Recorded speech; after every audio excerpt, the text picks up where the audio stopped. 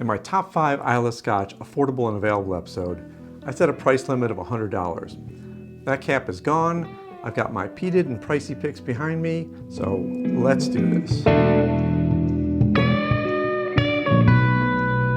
Welcome to Whisky Riffs. If you're new here, thanks for stopping by. My name's Kevin, and today I have a very special episode. It's a follow-up to my top 5 Islay Scotch affordable and available episode. Those were whiskeys that were from Islay, peated, and under $100.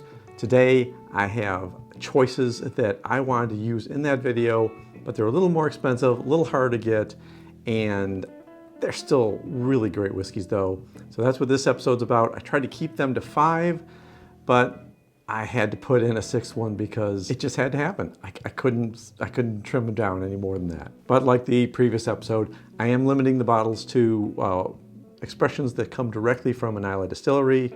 But if you have any peated whiskeys that may have Islay in them or any kind of other blended peated whiskeys that you think are wonderful, I'd love to hear about those in the comments. Or if you just have any whiskeys that I haven't reviewed, I also love to hear about those in the comments. Always let me know of something that I'm missing. Now, there's a lot of whiskeys to drink, so let's get started with the first one right away. The first one on my list is the 2021 Laphroaig Kat ES, the Pedro Jimenez cask.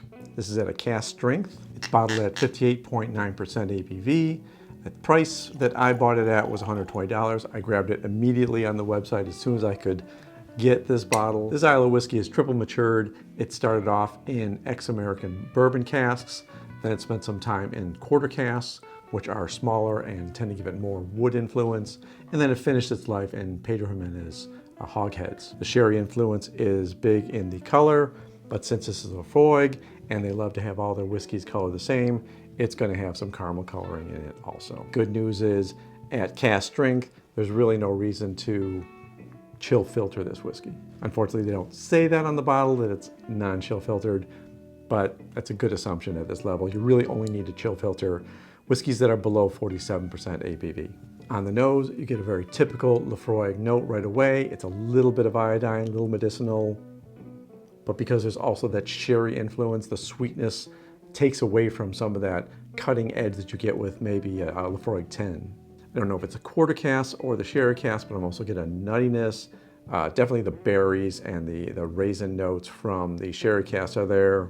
There's a lot of nice sweetness. This is a very, very pleasant nose. If you've ever had a Laphroaig 10 or a Laphroaig 10 cask strength and you say, wow, I just can't stand that Laphroaig nose, this is definitely going to be gentler for you. There's a good alcohol burn because of that higher ABV. It does have the sherry sweetness right away. There's some dark chocolate for me, raisins, vanilla, and berries. It's got a decent finish. On the finish is some oak spice, probably from the quarter cask. Those are very influential when you do that. And I'm even getting some cinnamon and more nuttiness on that finish. It's a really nice whiskey. I think it's a good expression by Laphroaig and nice to have some softer, sweeter touches on a brand that's well known for their punch in the face type whiskey. Okay, we got 6, so I need to move on to the second one. It's the 2019 Lagavulin Distillers Edition. It was distilled in 2003, bottled in 2019. So this whiskey is aged 16 years. It has a 43% ABV, which is a little low. I'd prefer 46 or higher. And the price ranges from $125 to $140 and up. It may be hard to find, so you may have to do a little searching around. There are different years of the Distillers Edition. They're all going to have slightly different flavors, but I think they're all in that same flavor grouping. So you probably, if the notes sound good on this one, you can probably get one of the other ones and it's going to be similar enough. This actual edition was double matured in Pedro Jimenez sherry casks. Again, the sherry is going to affect the color, but this is another whiskey or distiller that tends to add coloring to their whiskeys. So there's probably a little bit of this color that's coming from the caramel coloring. It also doesn't say it's non-chill filtered, which means at 43%, I'm very sure it has been chill filtered because chill filtering is the process of taking out the cloudiness that happens when you have a whiskey that is under 47% ABV and ice or cooling causes it to turn cloudy, and they just don't want that on their marketing billboard that, ooh, Lagavulin, it got cloudy when I put some ice in it. If you watch any of my other episodes, you know I really don't care about that stuff. I don't like the marketing end of making a whiskey look just right. On the nose, this one is much more sherry influence than the Laphroaig. It has that sweetness, it has that berries, it's got a lot of vanilla, and I'm not getting the nuttiness that I was getting on the Laphroaig. I'm getting even lighter berries like strawberry maybe, and more citrus on this one. I think the smoke on this is lighter than the Laphroaig as well, and there's a lot of sweetness that actually balances out whatever smoke you're getting from it. First taste is also going to be more mild because we're talking about 43%, which is about as low as I ever want to go with a Scotch. It's not as sweet as the nose on the taste. I'm getting little coffee notes. There's a little toffee in there, a little bit of vanilla, but it's not nearly the consistency that I got on the nose with this expression. I'm getting some more earthy notes, and it is definitely an easier whiskey to drink. So if you're new to peated whiskeys, if you're new to Islay whiskeys, I think the Lagavulin Distiller's Edition has some good points in its favor with the lower alcohol hit and the sweetness to ward off some of that initial briny, smoky flavor profile. Okay, lots of whiskeys. On to number 3. Our third whiskey is the Bowmore 18. As the label states, this is an 18-year-old whiskey. It's bottled at 43% ABV, and it's priced about $150. Bowmore 18 is matured in ex-American oak casks, and they are housed in the legendary #1 vault for Bowmore. The color is lovely, but even at 18 years, it's kind of hard to get too much color on a cold climate place like Islay, especially if they're warehousing it there. It's not going to get any kind of warm mainland temperatures. So I would imagine there's some caramel coloring involved. And at 43% ABV, chances are really good that they've also chill filtered it, since they don't seem to deny it anywhere on the bottle. I really wish they would just tell you what they do right on the bottle, so I don't have to go searching around for these things. So I'm definitely getting that brine and that salt from the Bowmore. I'm getting the sweetness from like a caramel. And I'm getting some of that peat and smoke note right in there. A little bit of an old leathery note too. So a lot of spiciness from the oak casks. I'm getting a little sweetness in there and the caramel. A little bit of the vanilla, and a little bit of something that's kind of a lime note for me, which I wasn't expecting in this. It does taste a little more complex than some of the others, but I think because it's not being overpowered by that sherry influence, instead you're having the oak coming through more and more, with more of those notes that tend to come with that, more of the spice on the finish. And the finish is pretty long. This is probably my favorite Bowmore that I've had. I know I tasted a few of them when we were there. I think it might be a whiskey that I go to more often because of that toffee and caramel taste. It really is sticking around. It's a nice linger. Okay, we've got to get to the next whiskey because I'm only halfway done. If you've watched any of my recent episodes, you'll notice this one. This is the Port Charlotte OLC 2010. It is a complex whiskey. I'm thrilled to have it in this list, and it wouldn't have been there. This is probably the 6th one that I wouldn't have had in my list if it hadn't been for my recent review of it. I'll put links to all the whiskeys that I may have individual reviews on in the description below. The OLC 01 is aged for 9 years. It's bottled at 55.1% ABV, and it's a little more pricey at $180, and may even be more than that. Because I liked it so much when I bought the first bottle, I went ahead and bought a second one, and I'm thankful that I did, because now on certain websites, I can't find it. The Port Charlotte whiskeys are from the Bruichladdich distillery, and this is a very complex whiskey. 2 of the caskings are first and second fill ex-American oak casks. There's a Vindo wine cask, there's a Syrah cask, and then the whole thing is rounded out for 18 months in Oloroso sherry hogsheads. I love the nose on this whiskey. It was what sold me right away when I first nosed it. It's incredibly complicated. There's sweet notes, there's fruit notes, there's sherry notes. It's a lot of depth. In fact, I really need you to go ahead and watch that video review I did of it, because there's so much to talk about that I don't have time in this quick video of it. But trust me, this is well worth the price if you can get it. And for a whiskey that is bottled at this high on ABV, you get a little bit of that burn, but there's so much nice sweetness and fruits, a little bit of nuts, a little bit of berries, just so much that kind of swarms your senses. You forget about that alcohol burn. The oak casks aren't getting a lot of spice in there. There's a really long finish that it feels like you're going for days with the oiliness of this whiskey. Of course, there's peat and there's smoke, but it's the Bruichladdich peat and smoke, which to me is more subtle than most of the rest. And one of my favorite parts about Bruichladdich is this whiskey is non-chill filtered, it has no coloring added, and they put this stuff easily on the website and most of the time on their bottles too. It's a little pricier and it's a little hard to get. So if you like it, you have to get it quickly. On to the fifth one. Let's get this going.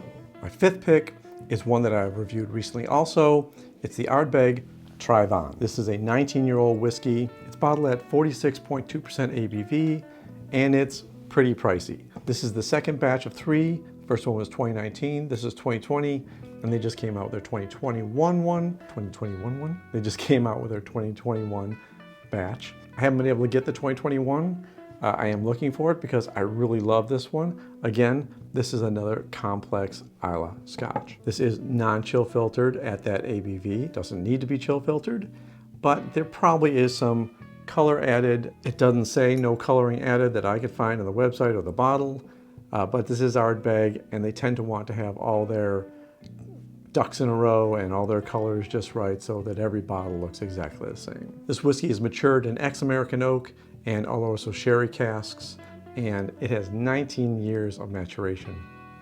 So it is certainly the big boy of any of these on the table. The nose on this is definitely different from everything else because it's Ardbeg, and Ardbeg has a very unique nose to me. It's more campfire, it's more briny, and it definitely is less sweet than some of the others that have the sherry influence.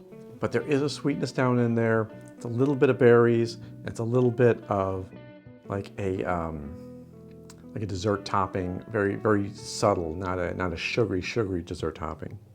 Definitely more hit on the mouth when you taste it. You're getting some oak spice right away.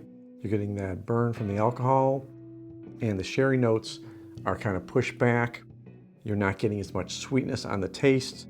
You're getting more of the meaty notes from Ardbeg, the bacon, and a lot of the oils that come along with the flavor profile that is Ardbeg. I went into a lot more detail in the individual review of this whiskey. I'll let you look at that for all those juicy details. But this is one of my more favorite whiskeys.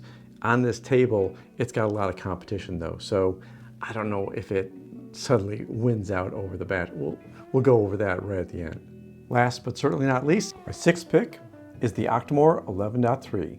This is aged 5 years. It's bottled at 61.7 ABV, and it's a little more pricey than all the rest and really hard to get. I think I bought it for $240, but right now it's upwards of $400, and you could probably only get it if you're looking around at specialty sites or maybe some whiskey auctions. Octomore is bottled in limited quantities. This particular distillation started in 2014. The 11.3, the .3 means all the barley that is gone into the mash for this is from the island of from the island of Islay, and it's a farm that's only a few miles from the Bruichladdich distillery. It's even matured for 5 years on Islay, and it uses ex-American oak casks from Jim Beam and Heaven Hill, Buffalo Trace, Jack Daniels. So we have no other cask influences on this particular bottling. It is just the oak, and it is the influence that they're focusing on, which is primarily that everything is done on Islay. The nose is surprisingly sweet, getting like peaches, apricots, a little bit of toffee. I'm getting some brininess there, but I'm not getting as much peat smoke as I get from, say, an Ardbeg. It's more akin to its brethren here, the Port Charlotte OLC, but lacks the complexity of the years in different kind of casks. First taste is pretty hot. You're gonna get that from the ABV, and from those oak casks, which are first fill. So you get a lot of that oak that hasn't been used for anything else besides its original bourbon heritage. I'm getting briny notes. I'm getting the sweetness that comes from kind of a vanilla taste. The peat influence on this is definitely heavy. It is definitely the hottest of the group here. It has a lot more intensity when you first taste it. There's a vegetal note that comes through as I'm tasting and smelling again. I want to almost say that compared to some of these others, it's a bit refreshing. It's shocking. It's definitely the most intense here as far as the hit you get, but the notes are very unique to Octomore. More butterscotchy as the sweetness, less of the fruits. You get a little bit of vanilla from the oak, but it's not going to give you any of the other notes that I'm getting in some of the sherry-influenced whiskeys. It's been a long time since I've actually tasted the Octomore. It's been on my shelf and just untouched for a while, but it really is a flashback to how good this whiskey is and how intense it really is. I kind of put it down in my brain as less intense, but it's a pretty intense whiskey. It's not for the faint of heart. Okay, well, that's my top 6 peated and pricey whiskeys. Which one would I suggest that you get out of this lovely group of Islay Scotches? I would say if you're new to Islay, if you haven't tasted a lot of peat and smoke, that the Lagavulin Distiller's Edition is going to be the easiest to drink. The low ABV and the gentler flavors are definitely entry level. If you're looking for complexity, if you're looking for interesting, I'm going to go with the OLC 01 to 2010. It's a beautiful whiskey, and so are its cask exploration brethrens that I also have reviewed recently, the MRC and the PAC. They all have a lovely complexity to them and a lot of great Bruichladdich flavors. As far as the rest, there are no losers in this group. I feel like the big winner because I got to taste them all on camera and share them with you. So if you have any thoughts on this, please let me know in the comments. Any whiskeys that are peated and pricey that I've missed, let me know about those as well. I'm going to sign off with the OLC since that was my favorite out of this group. If you have any favorites, please let me know in the comments, any of these that you've tried, any other whiskeys you want reviewed. Until the next video, take care of yourself. Take care of those people around you, and cheers. Bowmore 18 is matured in American X Oaks cask.